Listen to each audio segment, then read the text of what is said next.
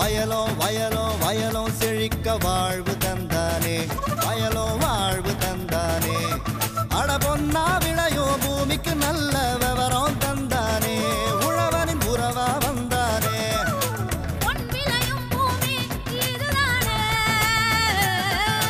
வயலோ வயலோ வயலோ செழிக்க வாழ்வு தந்தானே, வயலோ வாழ்வு தந்தானே. அட பொன்னா விளையோ பூமிக்கு நல்ல விவரம் தந்தானே, உழவனின் உறவா வந்தானே. தந்தன தந்தன தன தந்தானே, மண்ணளம் பொங்கிட துணை வந்தானே. தந்தன தந்தன தன தந்தானே, மண்ணளம் பொங்கிட துணை வந்தானே. மாத்தி யோசிச்சேங்க. மதுரை மாவட்டம் பேரையூர் தாலுகா டி கிருஷ்ணாபுரத்தினை சார்ந்த பண்ணையாளர் எஸ் பரிமளாதேவி. இவர் இம்மாவட்ட கால்நடை ஆராய்ச்சி மற்றும் பயிற்சி நிலையத்தின் வழிகாட்டுதலோடு இன விருத்திக்கான வெள்ளாடுகளை வளர்த்து வருகிறார். வணிக ரீதியிலான இவரின் செயல்பாடு பற்றி கேட்டபோது,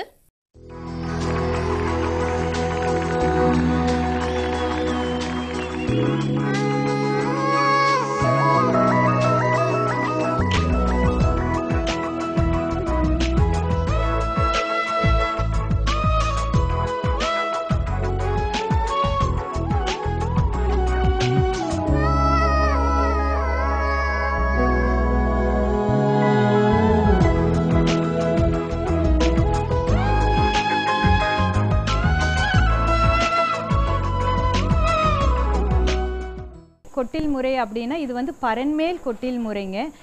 தரையிலிருந்து 7 அடி நாங்கள் வந்து இந்த கொட்டகையை மேலே தூக்கி இருக்கோம். ஃபுல்லாக பலகை, கீழே ஃபுல்லாக பலகையில் 2 இன்ச்சுக்கு பலகை, கேப் இடையில இடைவெளி விட்டு பண்ணியிருக்கோம். இது எதுக்கு அப்படின்னா ஆட்டு சிறுநீரும் ஆட்டு புழுக்கையும் அதன் வழியாக எல்லாமே கீழே போயிடும்.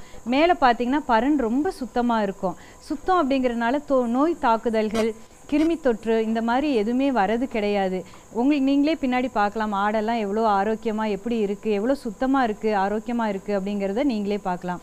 அடுத்து தீவன மேலாண்மையில் ஆடு வரத்துக்கு முன்னாடியே நாங்கள் வந்து அதுக்கான பயிர்கள் எல்லாமே ஃபஸ்ட்டு பண்ணிட்டோம். அது ஒரு 3 மாதத்துக்கு முன்னாடியே ஆரம்பித்து ஒவ்வொரு வெரைட்டிஸும் எல்லாமே ஒரு 8 ஏக்கரில் ஆட்டுக்கான பயிர்கள் எல்லாத்தையுமே கொண்டு வந்து அது அறுத்து கொடுக்குற அளவுக்கு வந்ததுக்கு அப்புறமா தான் அடுத்து வந்து நாங்கள் ஆடை வந்து உள்ளுக்கு கொண்டு வந்தோங்க. ஆட்டை பொறுத்த வரைக்கும் நோய் தாக்குதல்கள் அப்படிங்கிறது வந்து ரொம்ப கம்மி தான். ஆனாலும் நம்ம அதுக்கு கரெக்டான நோய் தடுப்பு முறைகளை நம்ம கையாளணும். வேக்சினேஷன் சொல்கிற பிபிஆர், இடிவி இது ரெண்டும் ரொம்ப முக்கியம். வருஷத்துக்கு ஒரு டைம் கண்டிப்பாக அதுக்கான ரெகுலர் டைமில் கொடுத்துடணுங்க. மற்றபடி சின்ன சின்ன நோய்கள் அப்பப்போ வரதை நம்ம வந்து எங்களுக்கு வந்து வெட்டினரி டாக்டர் இருக்கார், அவர் வந்து பார்த்துக்கிறாருங்க. ப்ளஸ் பெரிய பெரிய விஷயங்கள் எதாக இருந்தாலும் நாங்கள் வந்து யூனிவர்சிட்டியில் இருக்க டாக்டர் பண்ணை முருகானந்தம் அவர்கிட்டையும் கன்சல்ட் பண்ணிக்கிறோங்க. பெருசாக ஒன்றும் நோய் தாக்குதல்கள்லாம் இருக்கிறது இல்லை ஆடுங்களுக்கு. நம்ம வந்து சுத்தமாக வச்சுக்கிட்டோம்னா நோய் தாக்குதல் வந்து ரொம்ப கம்மியாக தான் இருக்குது. குட்டி மேலாண்மைன்னு பார்த்துட்டிங்கன்னா குட்டி பிறந்த உடனே அதனுடைய தொப்புள் கொடியை கட்டுறதை நாங்கள் வழக்கமாக வச்சுருக்குறோம். டிங்க்சர் அப்ளை பண்ணிடுவோம், பிறந்த உடனேயே கட்டிடுவோம். ப்ளஸ் 15 நிமிஷத்துலேயே நாங்கள் வந்து சீம்பாலை வந்து குட்டிங்களுக்கு கொடுக்கறத ரெகுலர் ப்ராக்டிஸாக பண்ணியிருக்கோம். எங்கள் ஃபார்மில் நீங்கள் மேலே ஏறும்போதே பார்த்திங்கன்னா ஒரு சின்ன பொட்டாசியம் பெர்மாங்கனேட் அப்படிங்கிற ஒரு கெமிக்கல் போட்ட ஒரு தண்ணி வந்து வச்சுருப்போம். யார் மேலே வந்தாலும் அதில் கால் கழுகிட்டு மேலே வர்றது தான் எங்களுடைய பழக்கமாகவே நாங்கள் வச்சுருக்கோம். இதனால் நிறைய நோய் தாக்குதல்களும் கம்மி ஆகுதுங்க. குட்டிகள் பற்றி பேசணுன்னா முதல் ஈத்துக்கு மட்டும்தான் ஒரு குட்டி. அதுக்கப்புறம் பார்த்திங்கன்னா தலைச்சேரி, போயர் எல்லாமே 2 to 3 குட்டிகள் ஒவ்வொரு ஈத்துலேயுமே கிடைக்கிது. குட்டி எல்லாமே போயர் அப்படிங்கிற இனம் வந்து 3 மாதத்தில் 15லேருந்து 20 கிலோ வெயிட் வந்துடும். மற்ற தலைச்சேரி அதெல்லாம் வந்து 12லேருந்து 15 கிலோ வெயிட் வந்துடுது. 3 மாதத்துல அந்த அளவுக்கு அது எடை கிடைச்சிருது. ஆட்டு வளர்ப்பில் குடல் புழு நீக்கம் அப்படிங்கிற ஒரு விஷயம் வந்து ரொம்ப ரொம்ப முக்கியமான விஷயம். அதை நம்ம ரெகுலராக கரெக்டாக பண்ணிட்டோம்னா நிறைய நோய்கள் வந்து எதுவுமே ஆடுகளுக்கு வராமல் ரொம்ப ஆரோக்கியமாக ஆடுகள் வந்து எல்லாமே இருக்கும். குட்டிகளுக்கு அதுக்கான ஷெட்யூல் இருக்குது. மாதத்துக்கு ஒரு தரம் அப்படின்னு முதல் 6 மாதங்கள் கொடுக்கணும். அதுக்கப்புறமா வந்து ஒவ்வொரு 3 மாதத்துக்கும் ஒரு டைம் குடல் புழு நீக்கம் பண்ணிட்டோம்னாவே போதும். பெரிய ஆட்டுக்கெல்லாம் 6 மாதத்துக்கு ஒரு டைம் குடல் புழு நீக்கம் நம்ம கரெக்டாக ரெகுலராக பண்ணோம்னா அதுவே ரொம்ப நல்ல ஆரோக்கியமாக இருக்கிறதுக்கான ஒரு அடிப்படை. எங்களை பொறுத்த வரைக்கும் ஆட்டு பண்ணை நாங்கள் ஃபஸ்ட்டு ஒரு 30 ஆட்டில் ஆரம்பித்தோம். அதுக்கப்புறம் 450 ஆடு வரைக்கும் எல்லா வெரைட்டிஸ் எல்லா இதுலேயுமே எங்ககிட்ட இருக்குங்க. இதை ஃபஸ்ட்டு ஒரு சின்ன இன்ட்ரெஸ்ட்டாக ஆரம்பித்தோம். ஆனால் இன்றைக்கி பார்த்தா அது வந்து எங்கள் வாழ்க்கையில் ஒரு முக்கியமான ஒரு ஆடுங்கிறது ஒரு முக்கியமான பங்கு, எங்களுக்கு மன நிம்மதி எல்லாமே கொடுக்குற ஒரு விஷயமா இன்றைக்கி வந்திருக்கு. எங்கள் வாழ்க்கையில் வந்து ஆடு வந்து எங்களை நிறையா மாற்றிருக்குன்னே சொல்லலாம்.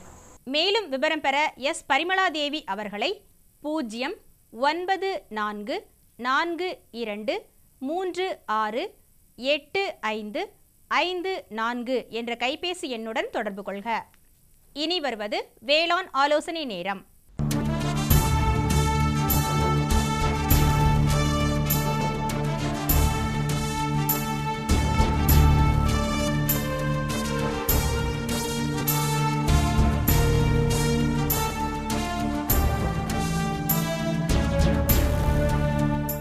இன்றைய வேளாண் ஆலோசனை நேரத்தில் தமிழகத்தின் வடக்கு மாவட்ட பகுதிகளுக்கான செம்மறியாட்டினங்கள் இவைகளை வணிக ரீதியாக எவ்வாறு பராமரிக்கலாம் என்பதை விவரிக்கின்றார் திருநெல்வேலி கால்நடை மருத்துவக் கல்லூரி மற்றும் ஆராய்ச்சி நிலையத்தின் உதவி பேராசிரியர் டாக்டர் டி ரவிமுருகன் அவர்கள். அன்பார்ந்த தமிழக கால்நடை பண்ணையாளர்களே வணக்கம். இன்றைய வேளாண் ஆலோசனை நேரத்தில் வட மாவட்டத்தின் வாழ்வாதார செம்மறியாட்டினங்கள் என்பதை பற்றி பார்ப்போம். வட மாவட்டங்களை பொறுத்தவரை செம்மறியாட்டினங்கள் 2 காரணங்களுக்காக வளர்க்கப்பட்டு வருகிறது.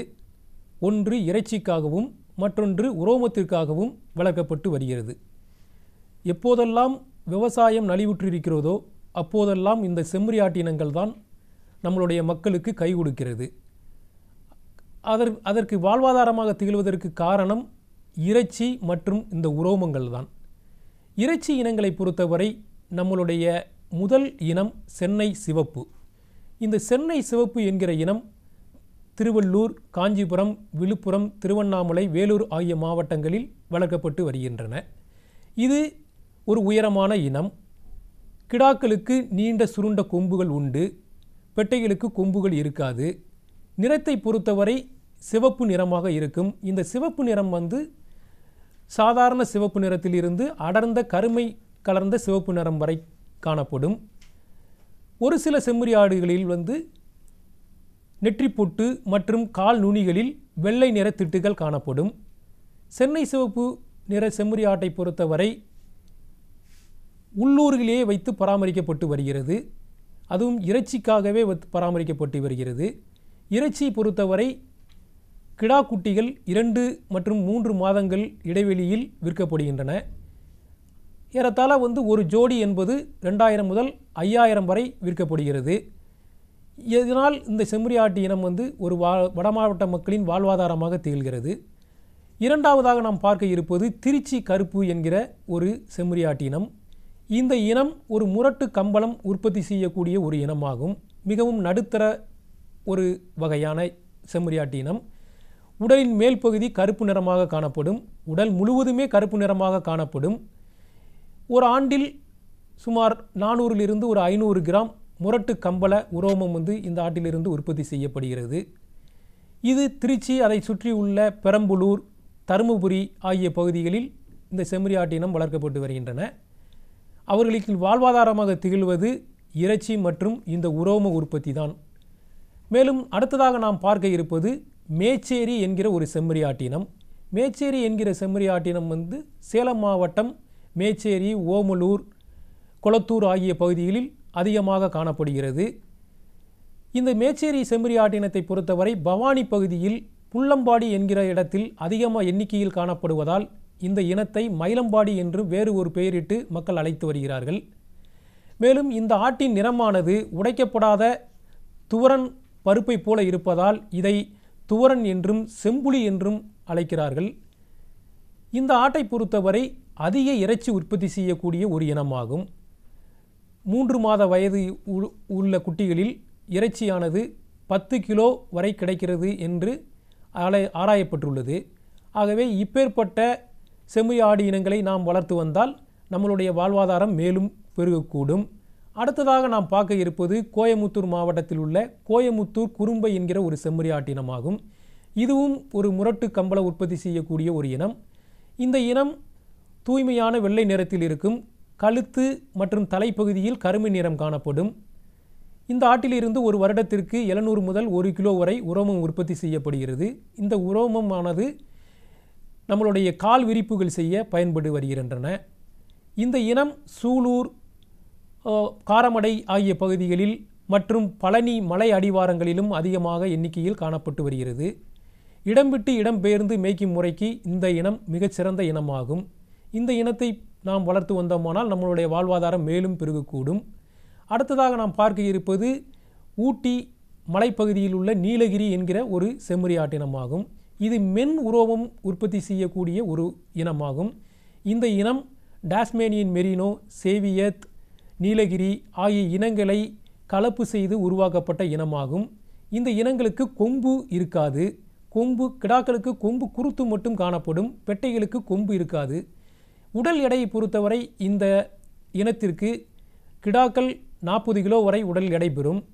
பெட்டைகளானது ஒரு 30 to 35 கிலோ வரை உடல் எடை பெறக்கூடும். ஒரு வருடத்திற்கு 800 முதல் 850 கிராம் வரை மென் உரோமம் உற்பத்தி செய்யக்கூடிய ஒரு இனமாகும். இப்பேற்பட்ட இனங்கள் கோத்தகிரி, கூடலூர், குன்னூர் ஆகிய பகுதிகளில் அதிகமாக வளர்க்கப்பட்டு வருகின்றன. நான் ஏற்கனவே கூறிய இந்த இனங்கள் எல்லாம் வட மாவட்டத்தின் வாழ்வாதாரமாக திகழ்கிறது. இறைச்சிக்காகவும் கம்பள உரோமத்திற்காகவும் வளர்க்கப்பட்டு வருகின்றன. இந்த இனங்களை நாம் பாதுகாத்து வளர்த்தோமானால் நம்மளுடைய வாழ்வாதாரம் மேலும் பெருகக்கூடும் என்பது எங்களுடைய நம்பிக்கை. மேலும் விவரம் பெற 09488107766 என்ற கைபேசி எண்ணுடன் தொடர்பு கொள்க. மீண்டும் நாளைய பொன் விளையும் பூமி நிகழ்ச்சியில் பல புதிய தகவல்களோடு சந்திப்போம். நன்றி, வணக்கம். டி. ரவிமுருகன் அவர்கள். அன்பார்ந்த தமிழக கால்நடை பண்ணையாளர்களே, வணக்கம். இன்றைய வேளாண் ஆலோசனை நேரத்தில் வட மாவட்டத்தின் வாழ்வாதார செம்மறி ஆட்டினங்கள் என்பதை பற்றி பார்ப்போம். வட மாவட்டங்களை பொறுத்தவரை செம்மறி ஆட்டினங்கள் 2 காரணங்களுக்காக வளர்க்கப்பட்டு வருகிறது. ஒன்று இறைச்சிக்காகவும் மற்றொன்று உரோமத்திற்காகவும் வளர்க்கப்பட்டு வருகிறது. எப்போதெல்லாம் விவசாயம் நலிவுற்றிருக்கிறதோ அப்போதெல்லாம் இந்த செம்மறி ஆட்டினங்கள் தான் நம்மளுடைய மக்களுக்கு கை கொடுக்கிறது. அதற்கு வாழ்வாதாரமாக திகழ்வதற்கு காரணம் இறைச்சி மற்றும் இந்த உரோமங்கள் தான். இறைச்சி இனங்களை பொறுத்தவரை நம்மளுடைய முதல் இனம் சென்னை சிவப்பு. இந்த சென்னை சிவப்பு என்கிற இனம் திருவள்ளூர், காஞ்சிபுரம், விழுப்புரம், திருவண்ணாமலை, வேலூர் ஆகிய மாவட்டங்களில் வளர்க்கப்பட்டு வருகின்றன. இது ஒரு உயரமான இனம். கிடாக்களுக்கு நீண்ட சுருண்ட கொம்புகள் உண்டு. பெட்டைகளுக்கு கொம்புகள் இருக்காது. நிறத்தை பொறுத்தவரை சிவப்பு நிறமாக இருக்கும். இந்த சிவப்பு நிறம் சாதாரண சிவப்பு நிறத்திலிருந்து அடர்ந்த கருமை கலர்ந்த சிவப்பு நிறம் வரை காணப்படும். ஒரு சில செம்மறி ஆடுகளில் நெற்றிப்பொட்டு மற்றும் கால் நுனிகளில் வெள்ளை நிற திட்டுகள் காணப்படும். சென்னை சிவப்பு நிற செம்மறி ஆட்டை பொறுத்தவரை உள்ளூரிலேயே வைத்து பராமரிக்கப்பட்டு வருகிறது. அதுவும் இறைச்சிக்காகவே பராமரிக்கப்பட்டு வருகிறது. இறைச்சி பொறுத்தவரை கிடா குட்டிகள் 2 மற்றும் 3 மாதங்கள் இடைவெளியில் விற்கப்படுகின்றன. ஏறத்தாழ ஒரு ஜோடி என்பது 2000 முதல் 5000 வரை விற்கப்படுகிறது. இதனால் இந்த செம்மறி ஆட்டு இனம் ஒரு வட மாவட்ட மக்களின் வாழ்வாதாரமாக திகழ்கிறது. இரண்டாவதாக நாம் பார்க்க இருப்பது திருச்சி கருப்பு என்கிற ஒரு செம்மறி ஆட்டு இனம். இந்த இனம் ஒரு முரட்டு கம்பளம் உற்பத்தி செய்யக்கூடிய ஒரு இனமாகும். மிகவும் நடுத்தர ஒரு வகையான செம்மறி ஆட்டு இனம். உடலின் மேல் பகுதி கருப்பு நிறமாக காணப்படும். உடல் முழுவதுமே கருப்பு நிறமாக காணப்படும். ஒரு ஆண்டில் சுமார் 400 to 500 கிராம் முரட்டு கம்பள உரோமம் இந்த ஆட்டிலிருந்து உற்பத்தி செய்யப்படுகிறது. இது திருச்சி, அதை சுற்றியுள்ள பெரம்பலூர், தருமபுரி ஆகிய பகுதிகளில் இந்த செம்மறி ஆட்டினம் வளர்க்கப்பட்டு வருகின்றன. அவர்களுக்கு வாழ்வாதாரமாக திகழ்வது இறைச்சி மற்றும் இந்த உரோம உற்பத்தி தான். மேலும் அடுத்ததாக நாம் பார்க்க இருப்பது மேச்சேரி என்கிற ஒரு செம்மறி ஆட்டினம்.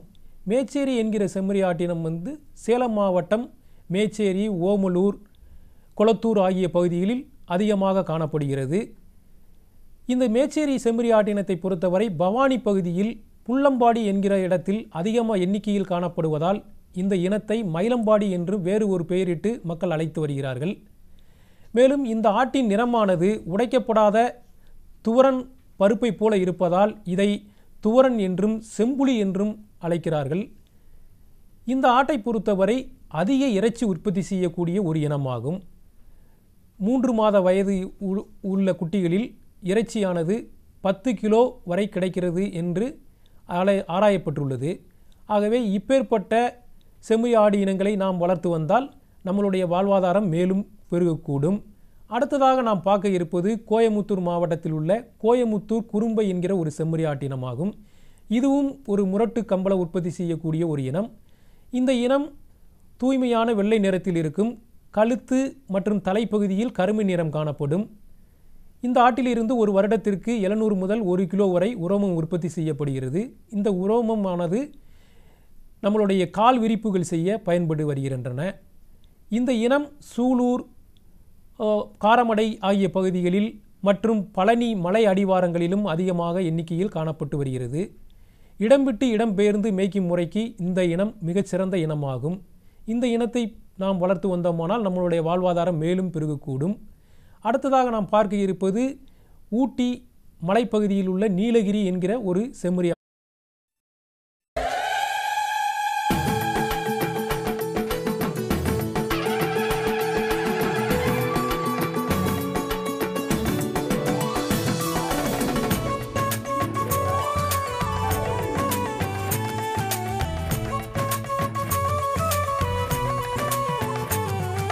வயலோ வயலோ வயலோ செழிக்க வாழ்வு தந்தானே, வயலோ வாழ்வு தந்தானே. அட பொன்னா விளையோ பூமிக்கு நல்ல விவரம் தந்தானே, உழவனின் உறவா வந்தானே.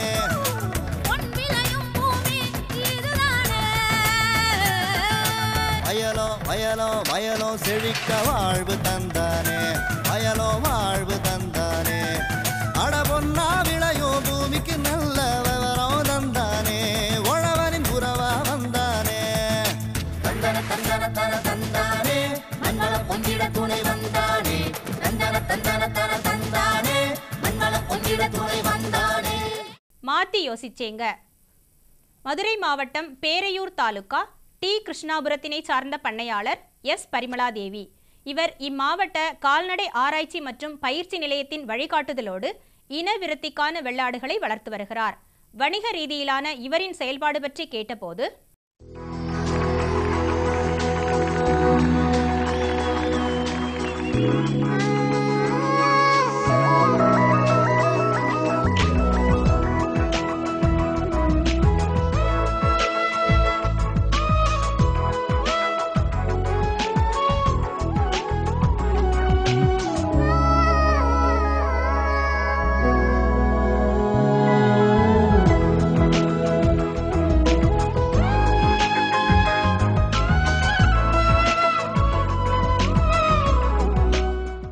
கொட்டில் முறை அப்படின்னா இது வந்து பரன்மேல் கொட்டில் முறைங்க.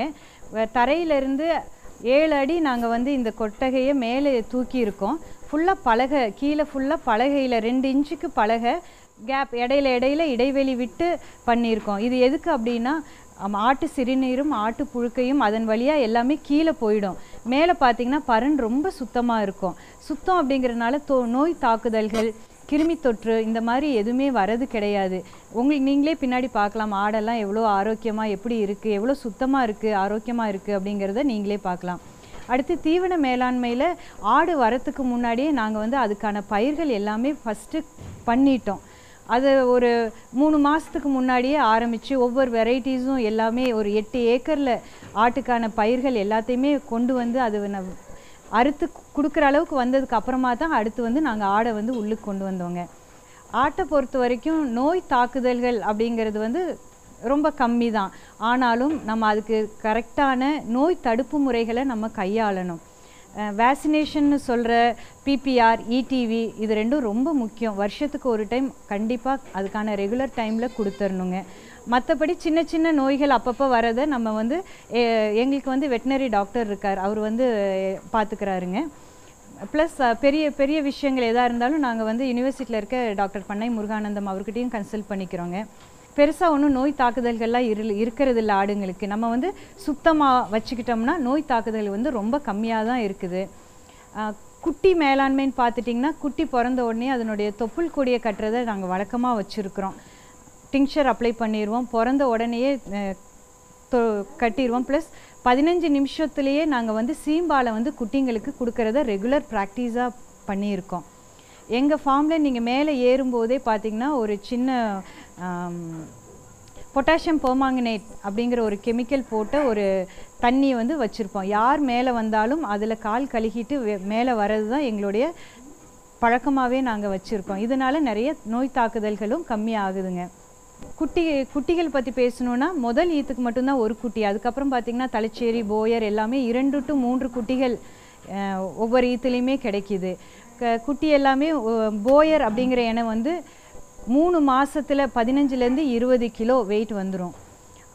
மற்ற தலைச்சேரி அதெல்லாம் வந்து 12லேருந்து 15 கிலோ வெயிட் வந்துடுது. 3 மாதத்துல அந்த அளவுக்கு அது எடை கிடைச்சிருது.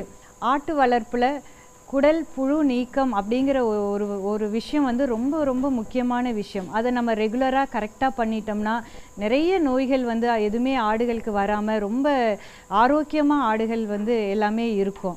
குட்டிகளுக்கு அதுக்கான ஷெட்யூல் இருக்குது. மாதத்துக்கு ஒரு தரம் அப்படின்னு முதல் 6 மாதங்கள் கொடுக்கணும். அதுக்கப்புறமா வந்து ஒவ்வொரு 3 மாதத்துக்கும் ஒரு டைம் குடல் புழு நீக்கம் பண்ணிட்டோம்னாவே போதும். பெரிய ஆட்டுக்கெல்லாம் 6 மாதத்துக்கு ஒரு டைம் குடல் புழு நீக்கம் நம்ம கரெக்டாக ரெகுலராக பண்ணோம்னா அதுவே ரொம்ப நல்ல ஆரோக்கியமாக இருக்கிறதுக்கான ஒரு அடிப்படை. எங்களை பொறுத்த வரைக்கும் ஆட்டு பண்ணை நாங்கள் ஃபஸ்ட்டு ஒரு 30 ஆட்டில் ஆரம்பித்தோம். அதுக்கப்புறம் 450 ஆடு வரைக்கும் எல்லா வெரைட்டிஸ் எல்லா இதுலேயுமே எங்ககிட்ட இருக்குங்க. இதை ஃபஸ்ட்டு ஒரு சின்ன இன்ட்ரெஸ்ட்டாக ஆரம்பித்தோம். ஆனால் இன்றைக்கி பார்த்தா அது வந்து எங்கள் வாழ்க்கையில் ஒரு முக்கியமான ஒரு ஆடுங்கிறது ஒரு முக்கியமான பங்கு, எங்களுக்கு மன நிம்மதி எல்லாமே கொடுக்குற ஒரு விஷயமா இன்றைக்கி வந்திருக்கு. எங்கள் வாழ்க்கையில் வந்து ஆடு வந்து எங்களை நிறையா மாற்றிருக்குன்னே சொல்லலாம். மேலும் விவரம் பெற எஸ் பரிமளாதேவி அவர்களை 09442368554 என்ற கைபேசி எண்ணுடன் தொடர்பு கொள்க. இனி வருவது வேளாண் ஆலோசனை நேரம்.